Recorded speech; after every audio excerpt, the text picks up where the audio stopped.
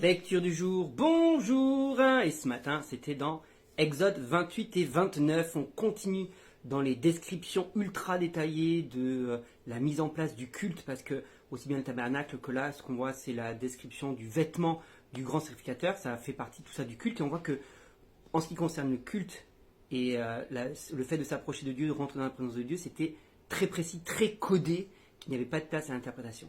Mais il y a plusieurs choses qui aujourd'hui pour nous sont des symboles et qui sont des symboles très forts. Là, il est décrit la tenue du grand sacrificateur. Et il y a deux choses que je retiens qui attirent mon attention, que j'aime énormément à chaque fois que je lis ce passage-là. Premièrement, c'est la représentation de chaque tribu d'Israël par une pierre précieuse. Je kiffe. On aurait pu juste marquer des noms comme ça sur une tablette en argile et amener les tablettes. Non, chaque tribu est représentée par une pierre précieuse.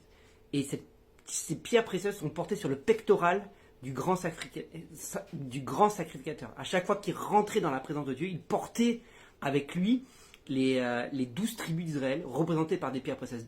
Qu'est-ce que ça nous enseigne aujourd'hui? On sait que Jésus est le grand sacrificateur.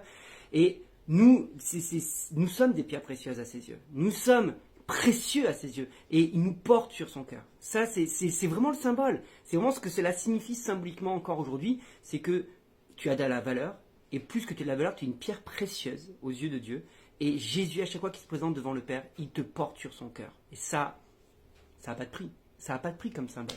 La deuxième chose très importante, ça nous parle nous concernant, c'est que sur le front, sur sa tiare, il portait une petite languette en or sur laquelle il avait marqué « consacré à l'Éternel ».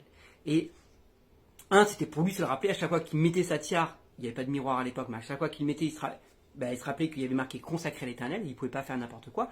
Puis à chaque fois qu'il croisait quelqu'un, même d'autres sacrificateurs à ce moment-là, d'autres personnes qui travaillaient dans le temple, il se rappelait que la personne qu'ils avaient en face de lui était consacrée à l'Éternel. Et je trouve ça très fort une fois de plus que ça soit écrit au niveau de la tête, au niveau de nos pensées. Rappelle-toi que tu es consacré à l'Éternel. Et Apocalypse chapitre 1 nous rappelle que nous sommes tous des sacrificateurs rachetés par Jésus. Nous sommes un peuple de sacrificateurs. Et en tant que sacrificateur, rappelle-toi que sur ta tête, il doit y avoir écrit consacré à l'Éternel. Oui, toi, ton être est consacré à l'Éternel. Tes pensées doivent être consacrées à l'Éternel. Qu'est-ce que ça veut dire? C'est-à-dire que tes pensées doivent être tournées vers lui. Tu dois méditer sa parole. Tu dois penser à des choses saines, à des choses pures, parce que tes pensées sont consacrées à l'Éternel.